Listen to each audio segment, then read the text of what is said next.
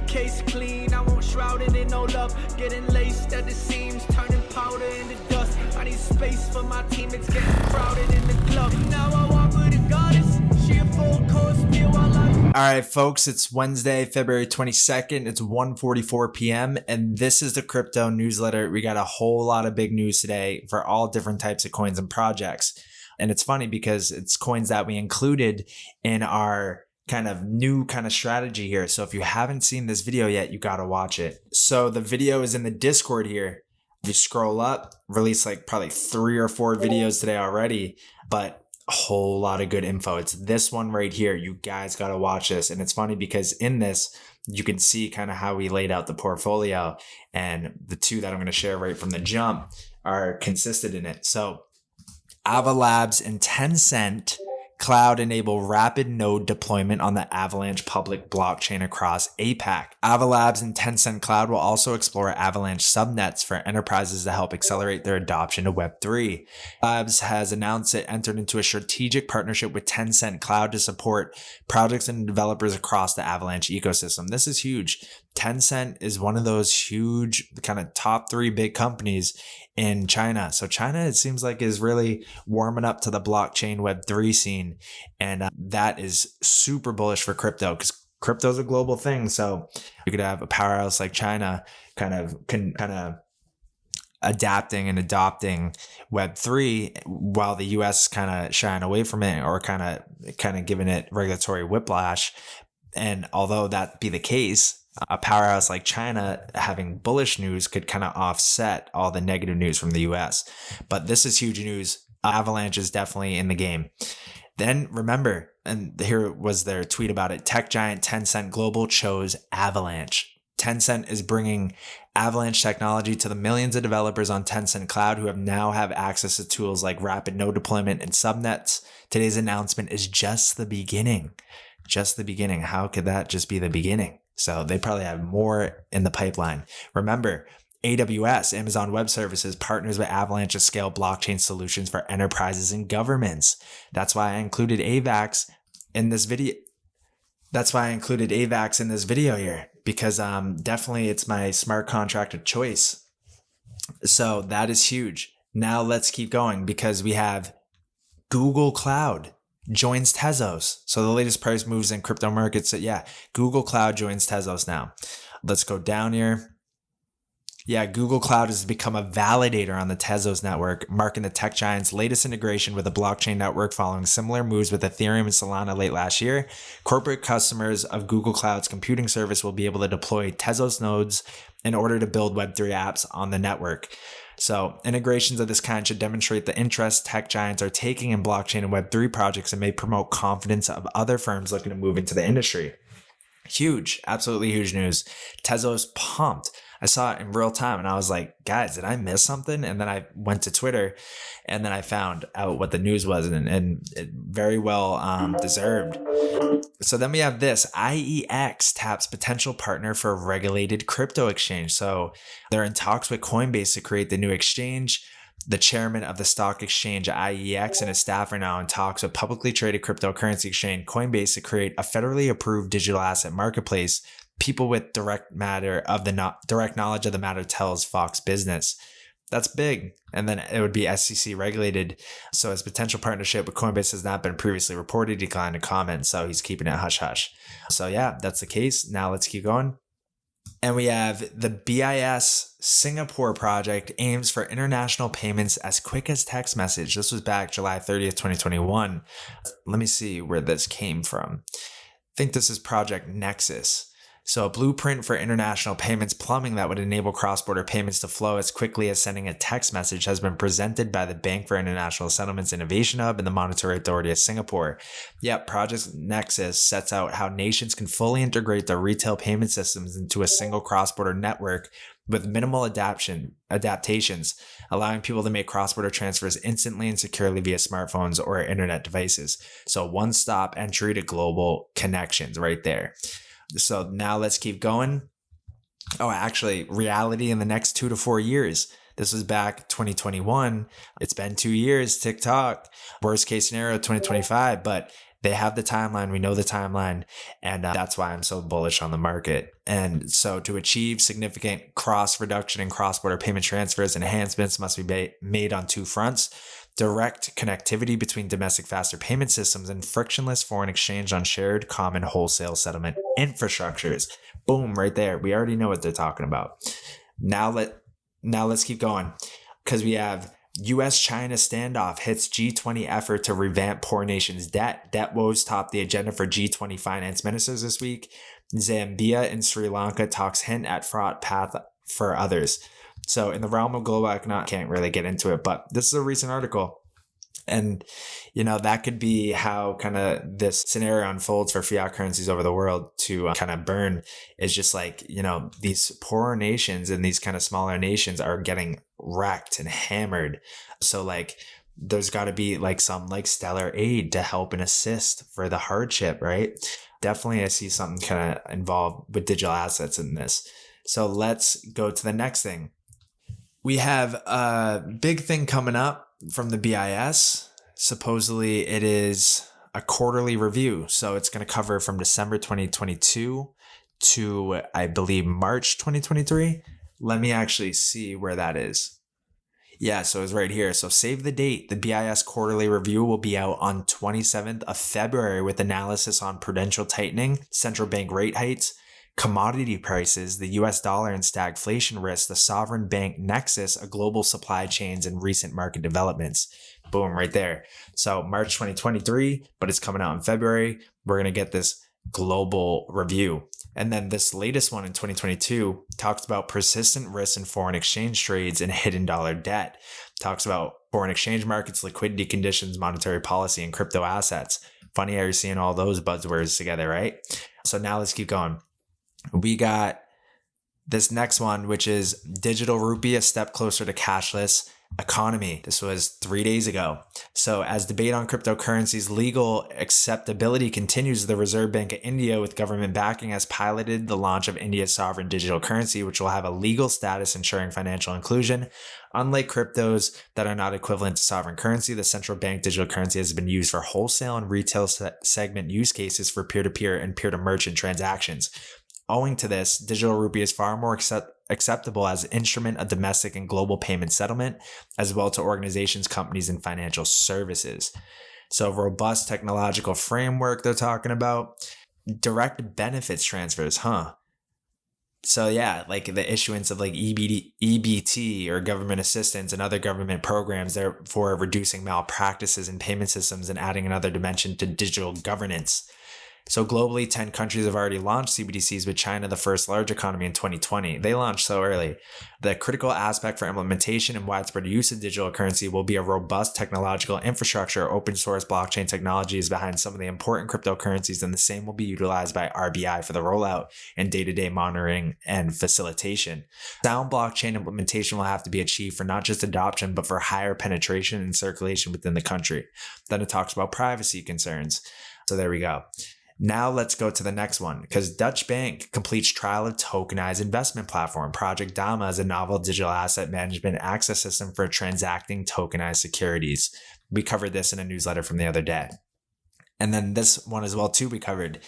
SEC announces T+1 implementation date, May 28, 2024 for US cash equities, corporate debts, and unit investment trusts. So that's in about a year from now, very close to that. And we're talking about big money when we're talking about US cash equities, corporate debt, and unit investment trusts. Let me tell you that, like, so much. So this can be huge. Then we had a narrative taking shape, right? So I came across this on Twitter, and it was Tesla versus Prius and the carbon crisis long game. And it talks about how Toyota has been criticized as a laggard when it comes to electric cars, but the world's biggest car maker or automaker says a blended strategy of electric vehicles, plug-in hybrids, and Prius-like hybrids can have a bigger impact on curbing carbon emissions in the short term. Carbon emissions, right? So then you had this, which was from the World Bank. What is the relationship between trade and climate change? In this episode of the Trade Tips podcast, we explore how shipping can tackle its huge carbon emissions and why a new and greener future is needed for the industry. All we're seeing is that climate narrative, and that's how they're going to try to usher this in. Then we had next, Hong Kong's crypto hub ambitions win quiet backing from Beijing. This is huge news. So China officials are mingling at crypto events in Hong Kong. Signs of support are bringing mainland firms back to the city. So there we go. Now we have this. Canadian crypto trading platforms face enhanced rules under new regulations. They have 30 days to comply, that quick. So let's go down here. Companies hoping to operate in Canada would have to make these commitments through a pre-registration process while working on their actual registrations. They have 30 days to comply. In this pre-registration process, exchanges and other companies will have to abide by custody rules, which discuss segregating crypto assets held for local clients, a ban on margin or other forms of leverage, and a ban on selling stablecoins without the CSA's permission. Interesting. So I wonder if that would have effect on retail. So maybe they're coming after the FEMEX exchanges and like stuff like that. We'll have to see. But yeah, we're seeing a coordinated effort on regulation right now. So definitely it's just more validation that we're closer and closer to the moment. Then we have this. So Circle Euro stablecoin finally gets a run on Coinbase, and it's today. They elicited trading of Eurocoin on Coinbase will begin at 9 a.m. Pacific time. It already launched, but more stablecoin talk. So now let's go to the next one. Another stablecoin, BUSD stablecoin temporarily plunges to 20 cents on Binance. A stablecoin which currently finds itself in the middle of a regulatory tussle immediately regained its $1 peg. Interesting stuff there. Maybe some warning signs to come. Now, let's go to the next one. Decentralized storage protocol starts beta testing, will allow users to buy or rent storage. So Filecoin was popping off. I mean, there's this other article here. Filecoin storage tokens outperform Bitcoin amid increased use of decentralized storage protocols. We nailed Filecoin, nailed it. We bought the bottom, middle of December, $2.80, $2.72. It's up over $8 right now. Huge. So this coin that's supposedly launching here, I guess it's called Ultron Glow, a storage protocol that offers inexpensive user price decentralized storage options, has started its beta program. So I wonder if you can buy their coin yet. I'm definitely going to include this in the undercover gems in the Discord. So there we go. Now let's go back into here. And what we got is Israel's central bank proposes rules for stablecoins, including a 100% reserve requirement. The Bank of Israel also recommends a ban on algorithmic stablecoins if they become widely used for payments. So we're seeing a coordinated effort across the board. It's no surprise that all of this is coming out at once about stablecoins and regulations and this, that, and the other thing. So they plan to regulate asset-backed stablecoins by June this year. So that's Hong Kong, I guess. Very interesting stuff. So proposed rules are open up public comment until March 15th, and then they'll make the required changes and recommended legislation to the government. There we go. It adds that issuers of larger stablecoins that could have systemic importance should be licensed by the Banking Supervision Department, while others should be supervised by the Capital Market Authority. Very interesting there. Now let's go to this. More stuff. Stablecoin. Chainlink, TrueUSD start real-time mint lock verification of stablecoin reserves. The key is to get information from the bank account where the stablecoin reserves are kept to the blockchain-based smart contract that controls issuance of new TUSD. So a lot of stablecoin talk, huh? Coinbase off to a good start in 2023. You're not going to believe it, but JP Morgan, said that one of the biggest contributors to revenue in the fourth quarter was from Coinbase's relationship with Circle, so USDC, another stablecoin. So I don't know why there's so much talk about the stablecoins right now, but as you can see, that's the case. So today is like stablecoin day or something. Now we got this. So we know Coinbase IEX exploring plans for a crypto trading platform for launching a federally regulated digital assets exchange.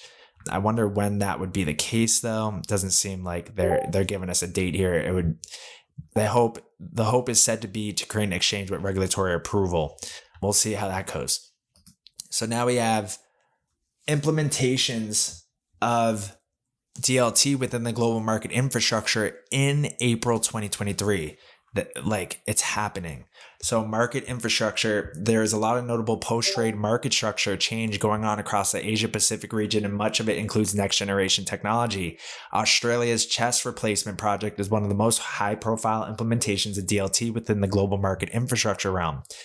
They opted to work with a DLT specialist provider to replace its core infrastructure. And their partner, Digital Asset. See, we in our course videos on our website, we have a video or a topic that's called Consortiums to Watch, and Digital Asset, R3, Hyperledger, the Ethereum Enterprise Alliance. We lay it all out. And that was stuff that, I was seeing back in 2017, and now it just still holds true today. Like the same players that were tied up from the beginning are going to be tied up in the end, and they're going to be the ones that are here to stay in 2025. So we know where to watch. We have all the keys. We have all the tools. We got our eyes peeled. So that's all great. Now let's go to the next thing, which is Singapore and India launch real-time payments between the two nations. The launch enables customers of participating financial institutions in Singapore and India to send and receive funds between bank accounts or e-wallets across the two countries in real time. Boom, right there. I wonder if this was new. So February 21st, here it is. And I feel like we read an article back here. Yeah. BIS product aims for international payments as quick as text messages with monetary authority of Singapore. Talks about India as well too with UPI. Where is it here? It was somewhere in here. I saw it on one of the other ones. But so this was brand new. Singapore, February 21st. The Monetary Authority of Singapore and Reserve Bank of India today launched the linkage between Singapore's Pay Now and India's unified payment interface. We're seeing the dollar get dethroned, and it's kind of swept under the rug right now. There's so many things going on. How could anybody see what's going on with all these other distractions? But it's happening. So it is a major milestone in enhancing the infrastructure for cross-border payments and supports India's G20 presidency priorities to improve the cost, speed, access, and transparency of cross-border payments. Boom, right there. Now, so by March 31st, this service will be available to all DBS customers where they may transfer funds. So March 31st, that's the launch. I'm sure, I know with the advent of ISO20022 that all this is probably possible now.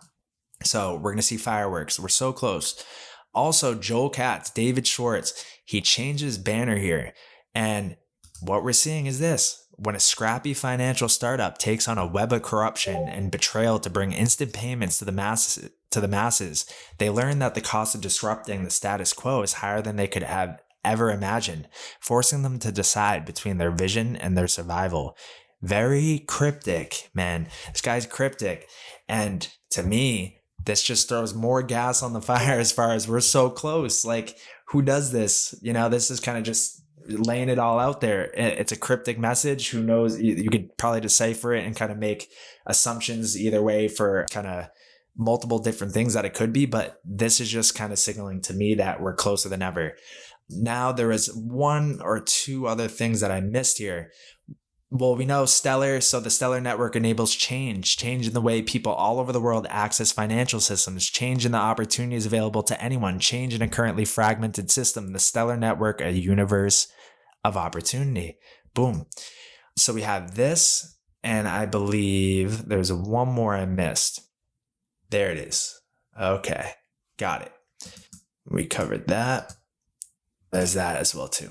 Okay. All right. So what we have here is banks' digital transformation. Where do we stand? Technological innovation triggers a structural change in all areas of the global economy, and banking is no exception. Digital transformation is not just an option any longer for banks, but a necessity to remain competitive and continue meeting customers' evolving demands. There's no single understanding of what digital transformation actually means. Still, it emerges as a broad concept, embracing business models, processes, resources, and the cultural changes that the adoption of technologies enable. So as we go down here, let's see. In a first harmonized attempt to build supervisory knowledge at European level in 2022, ECB banking supervision. Wow. First off, I just got to say we are crushing that Avalanche Femex trade in the Discord, you guys know. Second, in the summer, it conducted a survey. Okay, let's go down. So digital strategy and KPI steering, digital business, investments in resources, governance and cooperation, use of innovative technologies, APIs, artificial intelligence, are used by most of the banks with increasing business relevance. Distributed ledger technology, on the other hand, is only used by a very limited number of banks, with crypto-related activities and related exposures being very insignificant so far. Maybe they're trying to steer people away. But in our upcoming supervisory activities, we plan to continue our work on digital transformation by completing this preliminary analysis with further investigations in specific areas that require further attention. To me, that seems like they're saying that requires further attention. These include targeted reviews and on-site inspections, which will be conducted in the course of 2023 and communicated publicly via the supervision newsletter and website. There we go. And now we have this, which crypto assets, a new standard for banks. Crypto assets are subject to significant risk and boom and bust cycles, as the current crypto winter shows. They are not widely used in mainstream banking operations, yet the expansion of the crypto industry can also lead to crypto asset risks spilling over into the banking sector. Most banks under ECB supervision have so far largely stayed away from crypto assets, while some have explored opportunities to use distributed ledger technology to increase efficiency, reduce costs, and offer new services to clients. DLT has been used successfully for tokenized security issuances, such as the European Investment Bank issuance of digital bonds, while other initiatives are also under development. However, if a bank were to acquire exposures to crypto assets, either directly or indirectly, they would face significant risks not specifically covered by the current prudential framework. Therefore, a conservative global minimum prudential framework is vital to protect the banking system from these risks. The finalization of the Basel Committee on Banking Supervision standard on the prudential treatment of banks' crypto asset exposure marks an important milestone in this respect. It provides a harmonized international regulatory and supervisory approach to banks' crypto asset exposures and aims to balance responsible private sector innovation with sound bank risk management and financial stability. From a European Union perspective, the BCBS standard complements the forthcoming regulation of the crypto asset sector through the Markets and Crypto Asset Regulation, so MiCA. As a next step, it will be key for the European Union and other Basel jurisdictions to transpose the Basel standard into their legislation by the January 1st, 2025 deadline. The crypto asset concept includes a broad range of various products with different risk profiles. The BCBS standard divides crypto assets into two groups. So group 1 meets classification conditions, tokenized traditional assets, stablecoins, capital treatment generally based on existing Basel framework. Then you have group 2, does not meet the classification conditions, and tokenized traditional assets, stablecoins on back crypto assets. Adapted market risk rules with netting and 100% capital charge, meets hedge, does not meet edge. Okay. So then it goes into it deep. Maybe we'll save this for another video, as far as maybe we'll do a whole Basel 3, Basel 4, kind of dig deep into all the Basel documents. I think I'm going to do that. That'll be the deep dive for today. So that's going to be it for this newsletter, guys. A ton of huge news. And just so many things are heating up. It's getting rapid over here. So I'm excited. We're getting close to the March timeframe. I'm leaving to Florida in a couple of days here. So going to get a little rest in, a little sun, a little relaxation, because March is going to be a crazy month. So I will see you guys in the Discord. Link will be in the bio, and I'll see you in the next video.